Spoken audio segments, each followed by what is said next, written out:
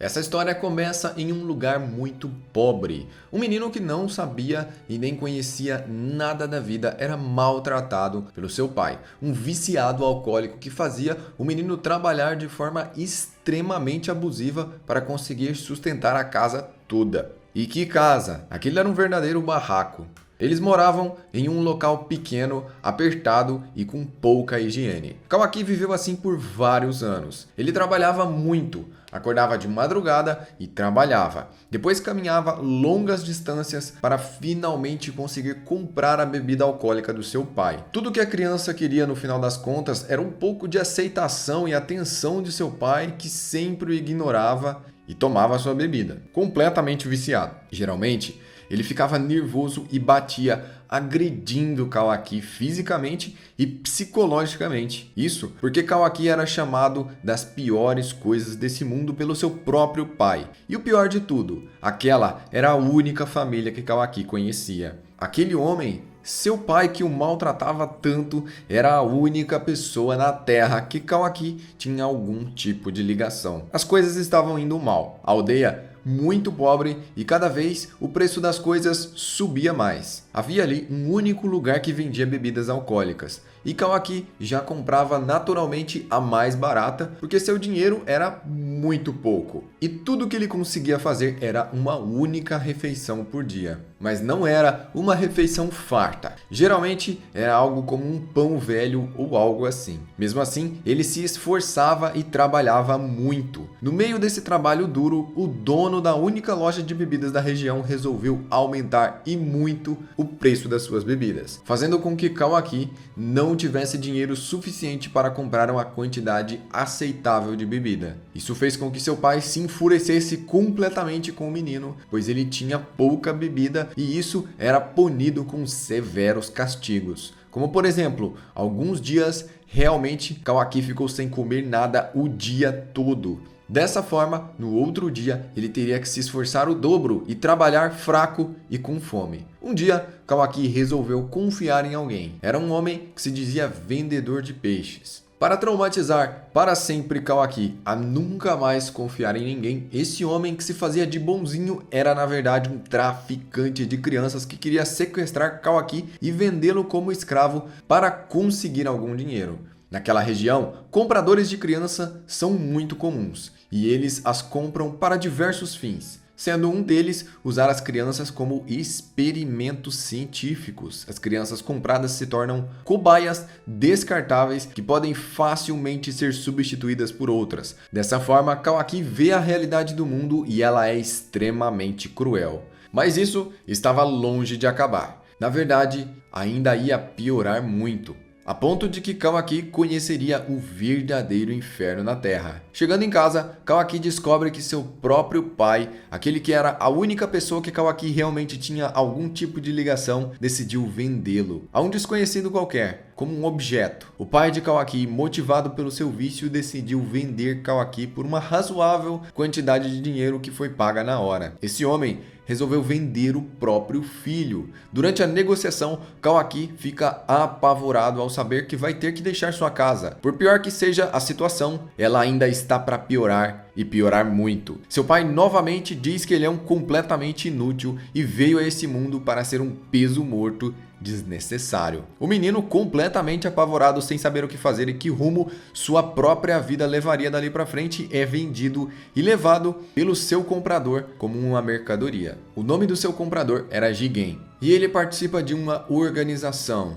Essa organização é conhecida como Kara e tem o objetivo de usar crianças em seus experimentos com o karma. Essas crianças serão usadas para se tornarem receptáculos de Otsutsukis, uma raça alienígena que deu origem a praticamente tudo no mundo. E eles são praticamente imortais, pois podem se inserir em receptáculos e renascer dentro do corpo de outras pessoas. Eu acho que os Otsutsuki deveriam fazer treinamento com o Orochimaru, pois ele já sabia mudar de corpo desde o Naruto clássico. Voltando à história, os experimentos com Kawaki eram terríveis.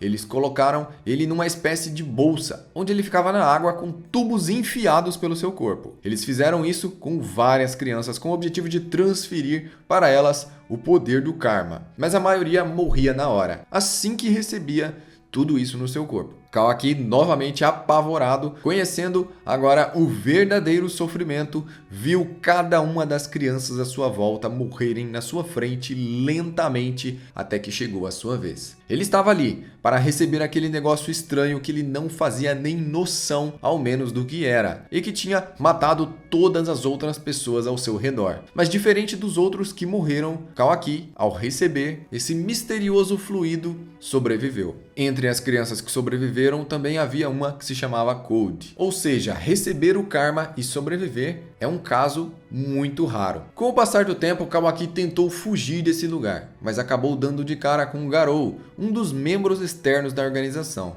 E Garou agarrou ele pelo pescoço e começou a estrangular Kawaki, que inconscientemente ativou o seu karma e disparou uma rajada de energia que explodiu a cara do Garou. Vendo que Kawaki tinha talento no uso do karma, Jigen mandou modificar o corpo de Kawaki inserindo ferramentas científicas ninja. E todos os dias Kawaki era duramente torturado em uma espécie de treinamento extremamente severo, e isso durou longos anos. Tendo esse passado terrível e traumático, e no meio de experimentos e treinamentos brutais, Kawaki cresceu e aprendeu muita coisa. Ele ganhou uma personalidade agressiva e completamente antissocial, sendo totalmente sem noção nas suas próprias ações. Kawaki parece que ficou tão desiludido da vida e com esse mundo que decidiu abandonar suas próprias vontades e suas próprias convicções. Assim, ele, por mais que seja um humano que raciocina, na maior parte do tempo parece uma casca vazia. E os traumas de Kawaki são tão profundos e intensos que ele até pode mesmo surtar com coisas simples, como por exemplo, podemos dizer que Kawaki foi resgatado por Konoha e abrigado na casa do Hokage. Assim, Naruto ficou de olho nele o tempo todo. Mas eles estavam prestes a testemunhar uma crise de psicose de Kawaii. Na casa do Hokage, ele, em um ataque de raiva, quebrou um vaso de flores. E esse vaso de flores tinha sido feito pelas mãos de Himawari, e Boruto exigiu que ele consertasse. Kawaki resolveu ceder e saiu com Naruto por Konoha para comprar um vaso novo. Durante o caminho,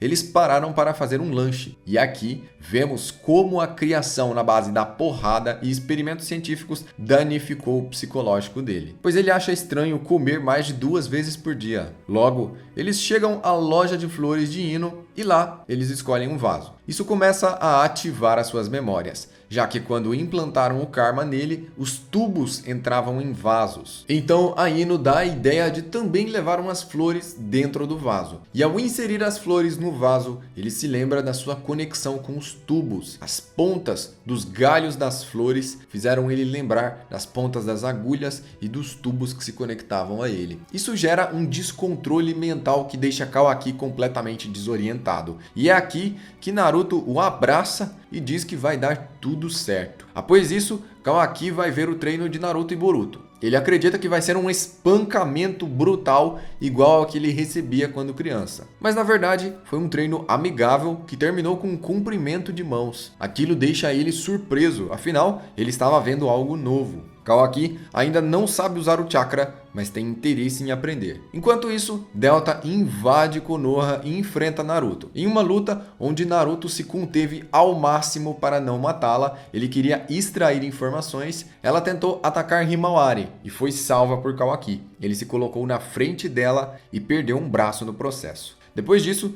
Naruto derrota Delta, já que ele queria tanto coletar informações, mas ela se explode. Depois descobrimos que Delta é na verdade um drone, que carrega sua consciência em corpos que ela já tem pré-preparados, e ela já tem outros para ativar quando necessário. Após essa batalha, Kawaki está sem braço. Então, eles resolvem implantar uma das próteses extras de Naruto que tem em um laboratório. Kawaki agora tem uma das próteses de Naruto. Uma prótese que era do Naruto e só vai se manter em Kawaki se Naruto estiver consciente e focando seu chakra ali como se fosse um clone, independentemente da distância. Quando Naruto está dormindo ou desmaiado, por exemplo, a prótese não funciona. Kawaki então resolveu pedir para aprender ninjutsu. Ele quer controlar o chakra e se tornar um ninja. E com seu treinamento e o conserto do vaso, ele começou a passar um tempo com Boruto e seus amigos, assim criando cada vez mais laços e afeto pelo Hokage, como por exemplo é mostrado em gestos sutis. Quando eles vão à loja de cartas, os meninos estão colecionando cartas dos lendários shinobis da vila. E por mais que ele tenha pego um card raro, ele decide escolher ficar com a carta de Naruto.